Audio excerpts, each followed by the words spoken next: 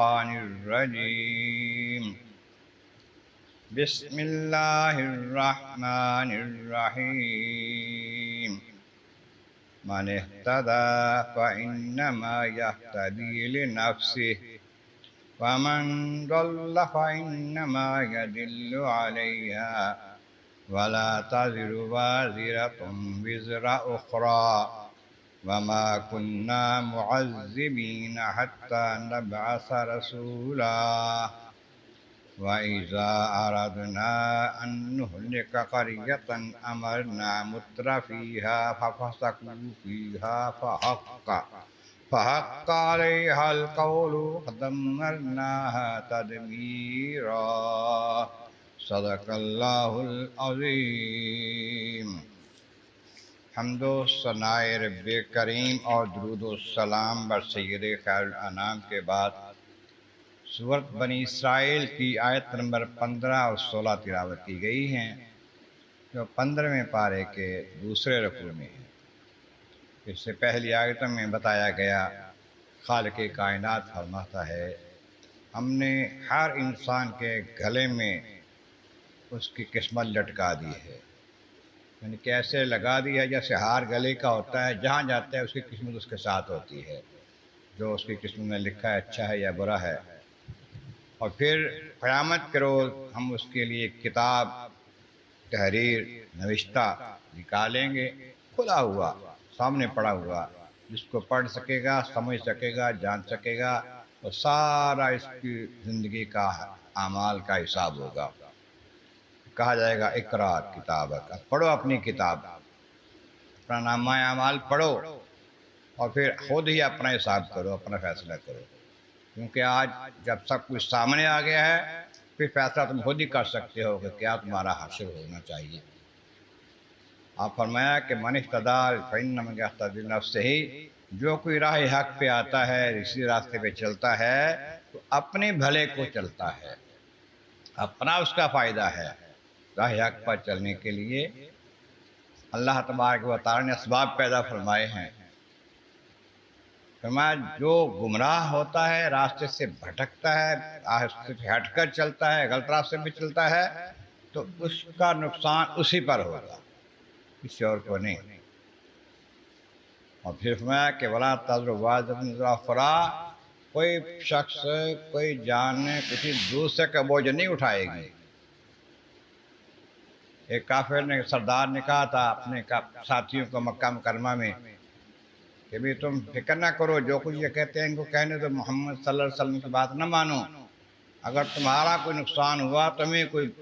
عذاب ہوا تو میں تمہارا بوجھ اٹھا لوں گا۔ میں یہ غلط کہتے ہیں، کوئی کسی کا بوجھ نہیں اٹھائے گا۔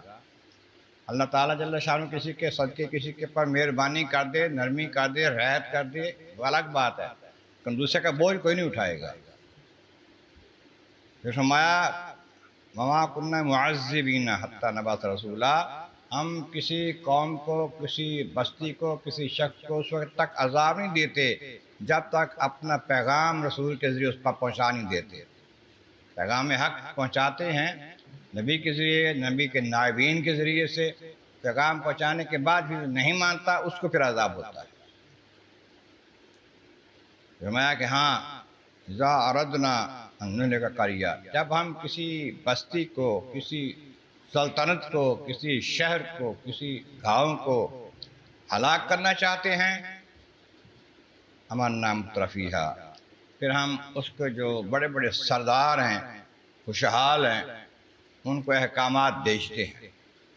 یا احکام تمہارے واسطے ان پر عمل کرو، نبی کے وسیلے سے یا نبی کے نائب کے وسیلے سے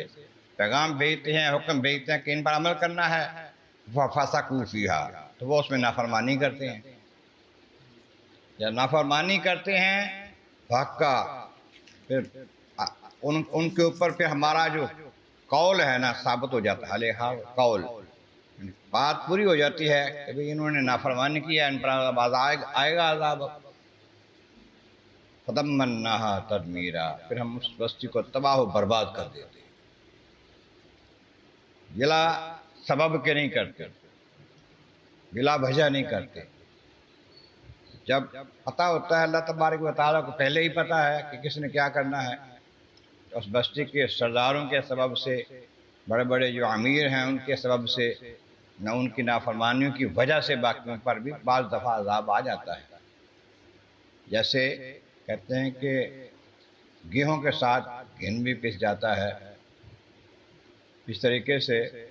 کبھی ایسا بھی ہوا ہے کہ بستیوں پر عذاب آئے، جانور پر بھی عذاب آ گئے، جانور بھی اس میں رگڑے گئے اسی کی وجہ، نوسط کی وجہ سے۔ لیکن یہ جو بڑے بڑے سردار ہیں ان کی ذمہ داریاں زیادہ ہوتی ہیں،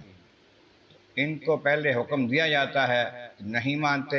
ان پر عذاب آ جاتا ہے، بستیوں پر عذاب آ جاتا ہے۔ تاہم بسا اوقات بلکہ اکثر ایسا ہوتا ہے اللہ تعالیٰ جل شانہ نیکوں کو عذاب سے پہلے بستیوں سے نکال لیتا ہے۔ اکثر انبیاء کرام